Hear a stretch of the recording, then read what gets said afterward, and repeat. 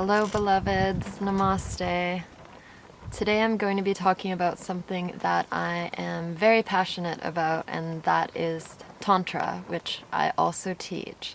And since I've been back in the West this past year, from spending many years around Asia and the East, I've really noticed that there is a huge misconception of what Tantra means. And I'll just say flat out from the start, it does not mean sex. I just got to Canada, I googled Tantra hoping to find a temple or something nearby, and it actually all goes to massage parlors, which I found quite interesting. So this is an important video for me to share with you guys, and I hope it will help you understand a bit more of what Tantra really is. If you've watched my other videos, you know that I practiced Buddhism for many years, and living in Thailand, I studied it for a while.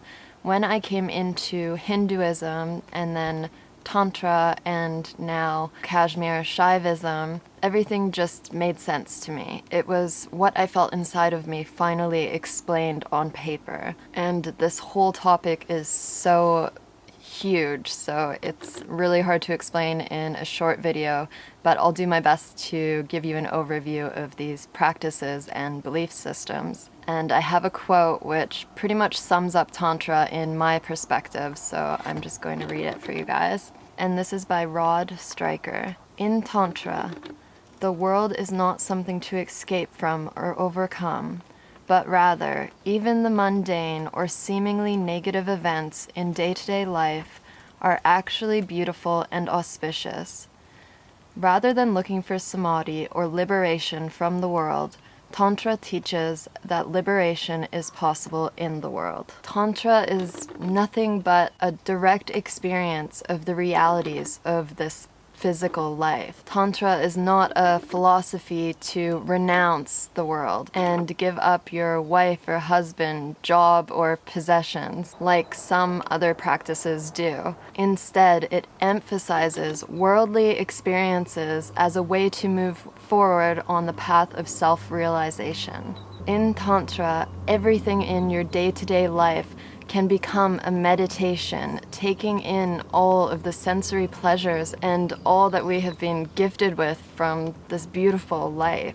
So as you can imagine, it's not just about sex, but some people, especially in the West, have chosen to focus more on the sexual part of Tantra because Tantra is life. It is this physical life. And of course, sex happens to be a part of this life, although it's not the only thing in this life. And there's nothing wrong with this type of teaching, it's just not the whole picture. So I don't think it should be misunderstood for just that part of it. Tantra is commonly explained in English as the weaving together.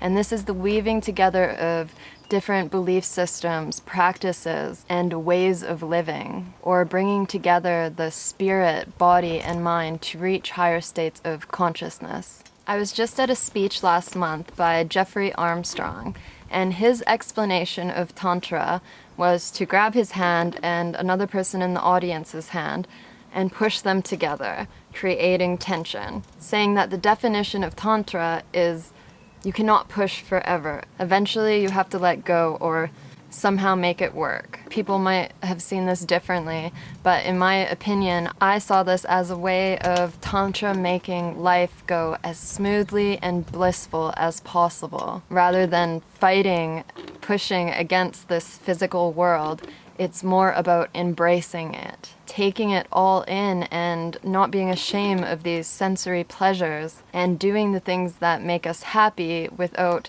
attaching to them or feeling bad about it. Finding bliss and ecstasy in day-to-day life. So a lot of you have asked me about Kashmir Shaivism, which is the path that I most follow and resonate with. And I definitely can't say that I'm an expert. I'm still very much a student in this and diving deeper into it every day. So I'll give you a brief explanation of this practice. Kashmir Shaivism is often compared to another group called non-dual Vedanta, as both belief systems are very similar. The main difference between these two is that in Kashmir Shaivism, they see Shiva as the ultimate being, the highest consciousness.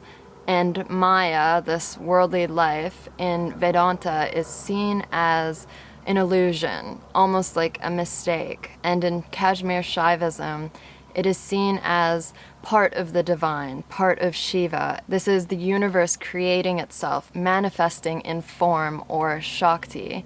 And Shakti and Shiva are one and the same. So we are all divine, and everything in this physical form is divine. This is I consciousness. We are God. God is us. And I want to point out that with this belief system, some people, again, can kind of turn it around into saying, okay, let's embrace this physical world. Let's indulge in all these pleasures that we are capable of indulging so deeply in. But this is not the point. In Kashmir Shaivism, they say that when you are in this state of I consciousness, one with God, that naturally you aren't interested in those unhealthy activities like overdoing sexual acts or drinking alcohol, things like this that have been related to Tantra, but that is a very separate, different path in Tantra. There are paths that actually do these things, but this isn't what I teach, and I don't know very much about those, so I'm not going to speak about them today. The practices in Kashmir Shaivism teach us how to unite God, nature, and man. And the way that I teach it is often through waking up our Shakti energy, which is part of this physical world. It is our power, and then reaching it to higher states, which is Shiva. And Shakti, the creator of all of this, is often seen as the feminine force.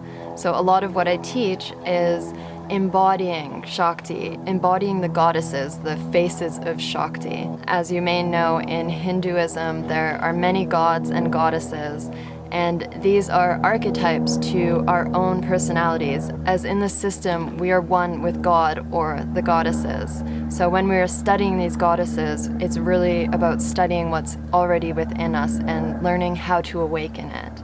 So that is a big part of what I personally teach, and it's more concentrated on the feminine aspect. But a lot of my meditations are very strongly meditating on God consciousness and becoming one with the higher states and Shiva. And this is just something, as I mentioned, that came very naturally for me when I was doing my own meditations before I ever really studied deeply into Hinduism. I had already come up with these realizations before putting a name on it.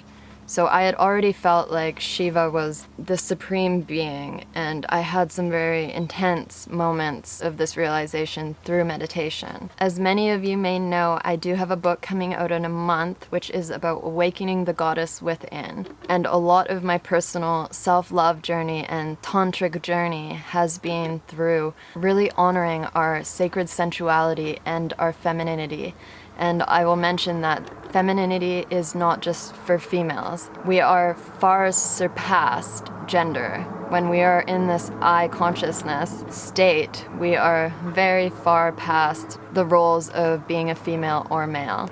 Because the way that society is today, it's really taught us to push away our feminine side, especially in men, and also shame certain aspects of us, like our sexuality and our sensuality. So many of these exercises are about waking that back up and learning not to be ashamed or having this stigma with these parts of us and our own bodies. And as I've had a partner this past year, I have began to integrate a little bit of the sexual side of Tantra, which is divine union. And it's not so much about the physical, but rather learning to connect more deeply on an energetic level. So I'm going to conclude this video, and if you guys have any questions, please just comment below on any of these topics and I'll answer the best I can. And I really encourage you to do research of your own.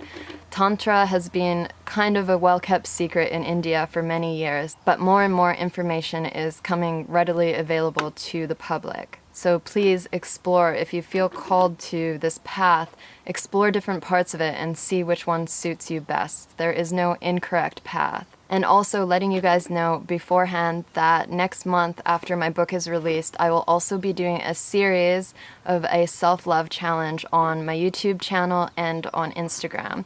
And this will be totally free. If you want to get the book, you can, but I'll be going over the exercises. There will be many exercises that are included in the book. So if you want to join this community, please follow me on Instagram, and I'll be posting a lot about this very soon. I hope you guys have enjoyed the video, and for more videos like this, please hit the subscribe button. Namaste.